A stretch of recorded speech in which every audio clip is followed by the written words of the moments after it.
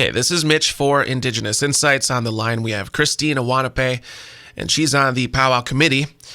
And so the status of our local summer powwow here is it's canceled for 2020, which is sort of to be expected, right, Christine? It's happening all over the place. Yes, all over powwow country. So far, all powwows have been canceled due to the pandemic.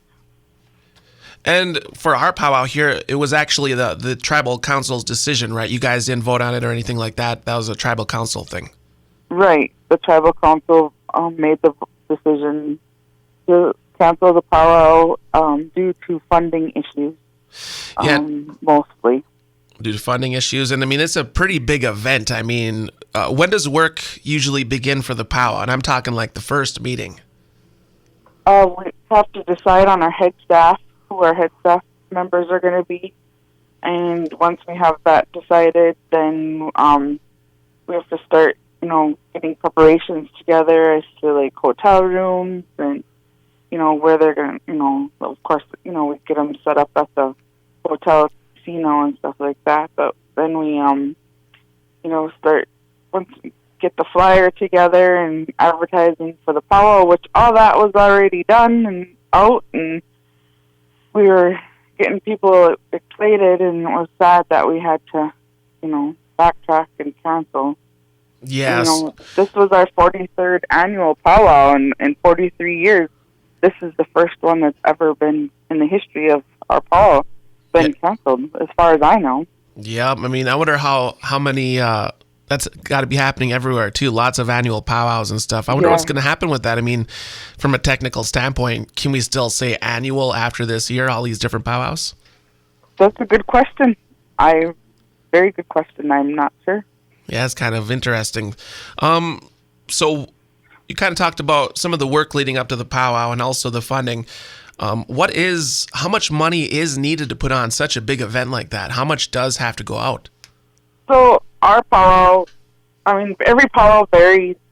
Every community varies as to how it's funded. Our powwow is 100% funded by our tribe, and which is why it's difficult, because our tribe has been closed down for so long.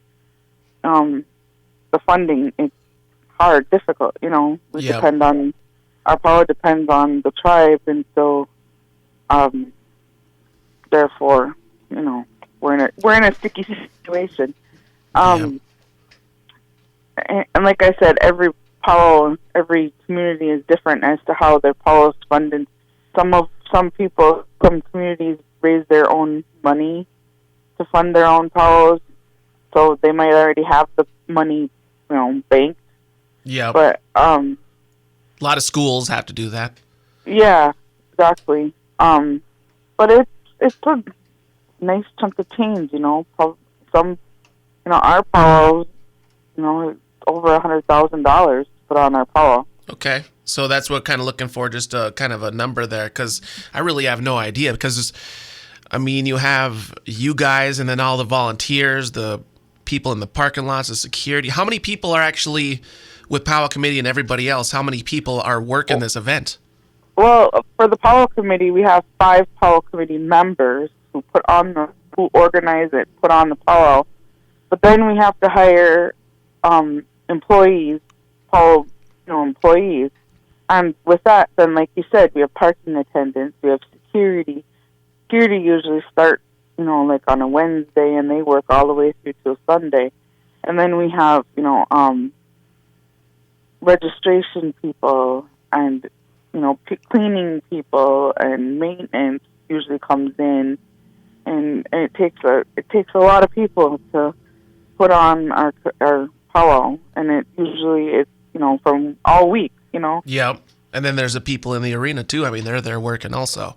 Yeah. Do you have a number then of like about how many people have to come together for that, or? Not off the top of my head now. But it is a lot. Just going through that, it adds up quick. Yeah. And then what about the people attending? How many people attend this event? Oh, I would say, well, last year we had 600 dancers, and that wasn't just the people that were there. For the feast, we fed over 1,000 people.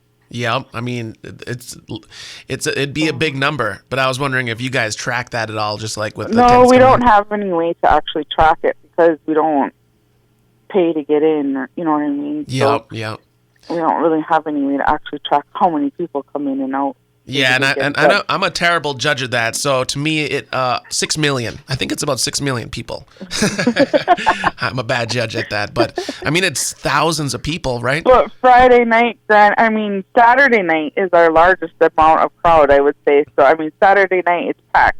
People, it's hard to walk around when grand entry time.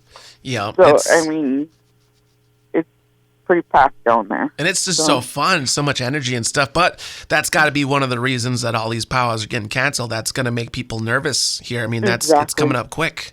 Exactly. So, are there any plans then, do you think, that we'll have another powwow coming up this season before the next year's summer powwow just to get one in? Or are we going to wait till next summer, do you think? Well, that was a conversation we were having. If there's funding, we would like to maybe fit one in, this winter if we can. We're hoping, Yeah. It's all going to depend on funding. Like, do you think, so the other powwows that get run over, like we do have the winter powwow, is that run by our powwow committee or is that a different group? No, the one, the culture committee puts the one on for midwinter.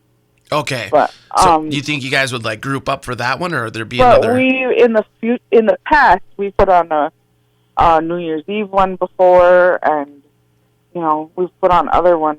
Like, we've done round dances before as well. Yeah. With the powwow committee. So, and then powwow committee has also sponsored the harvest feast before. So you never know. Somewhere along the way, we might be able to fit in something before next year's powwow. Very cool. Or you never know. Maybe we'll just make next year's powwow even better. Yep. Bigger. Yeah.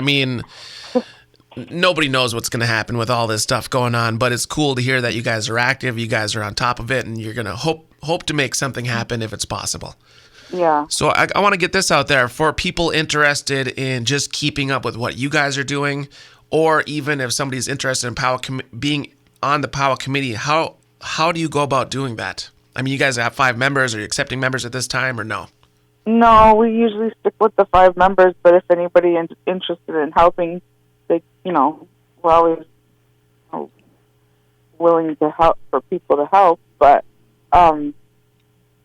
usually you have to write a letter to the tribal chairman requesting to get on the committee. Okay, and then to approve it. So have you guys been doing meetings at this time, or just kind of back and forth conversations? Not right now. We just have our own, conversations together, but we have a, meeting like virtually or on the socially, like social media, but not personally meeting. Okay, very cool. All right, well, thank you very much for calling in today. I think we kind of got through everything, and then I guess what we'll do is kind of look for an update when you guys have something going on, I guess. Yep, for sure. Thank you for your time, Mitch.